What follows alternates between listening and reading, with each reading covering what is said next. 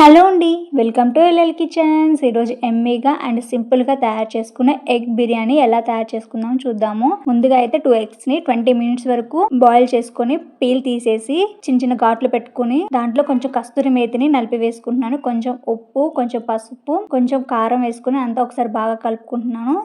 Stove వెలిగించుకొని ఒక బాణీని పెట్టుకొని 1 స్పూన్ నెయ్యిని యాడ్ చేసుకుంటున్నాను. ప్లేస్ లో ఆయిల్ అయినా తీసుకోవచ్చు. నెయ్యి అనేది లైట్ గా కరుగుతున్నప్పుడు ఎగ్స్ ని వేసుకొని ఫ్రై చేసుకుంటున్నాను. ఎగ్స్ అనేవి ఫ్రై అయిన తర్వాత ఒక ప్లేట్ లోకి తీసుకుంటున్నాను. అదే పాన్ లో 1 స్పూన్ ఆయిల్ ని వేసుకొని ఆయిల్ అనేది కొంచెం హీట్ అయిన తర్వాత బిర్యానీ స్పైసెస్ మొత్తము వేసుకుంటున్నాను. బిర్యానీ ఆకు, లవంగాలు, జాపత్రి, జాజికాయ, అలకులు, పచ్చిమిరపకాయ వేసుకుంటున్నాను. మీ స్పైసీనెస్ బట్టి మీరు వేసుకోండి. ఇవి లైట్ గా ఫ్రై అయిన తర్వాత ఒక మీడియం సైజ్ ఆనియన్ ని కట్ చేసి వేసుకుంటున్నాను చిన్న చిన్న ముక్కలుగా. ఇవి లైట్ గోల్డెన్ బ్రౌన్ కలర్ వచ్చిన తర్వాత టమాటా ముక్కలు వేసుకొని వాటిని కూడా ఫ్రై చేసుకుంటున్నాను. ముక్కలన్నీ ఫ్రై అయిన తర్వాత 1/2 టేబుల్ స్పూన్ అల్లము, 1/2 table spoon garam masala, 1/2 spoon ఉప్పు, 1/2 టేబుల్ స్పూన్ కారము, 1 స్పూన్ జీలకర్ర వేసుకొని అంతా బాగా ఒకసారి కలుపుకొని 3 నిమిషాల వరకు ఫ్రై చేసుకోవాలి. అప్పుడే పచ్చివాసన అంతా పోతుంది అండ్ స్పైసెస్ కూడా బాగా వేగుతాయి. తర్వాత కొంచెం కొత్తిమీర వేసుకుంటే ముందే నానబెట్టి పెట్టుకున్న బాస్మతి రైస్ ని వేసుకుంటున్నాను. వాటన్నిటిని ఒక 2 మినిట్స్ వరకు ఫ్రై చేసుకున్న తర్వాత ఎగ్స్ కూడా వేసుకుని వాటర్ యాడ్ చేసుకోవాలి. ఒక గ్లాస్ బాస్మతి రైస్ కి 1.5 గ్లాస్ వాటర్ ని తీసుకుంటున్నాను.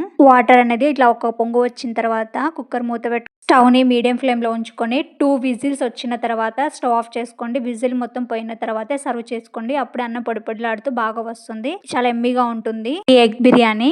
రైతా కాంబినేషన్ లో అయితే ఎగ్ బిర్యానీ అయితే ఇంకా బాగుంటుంది. Subscribe to my channel.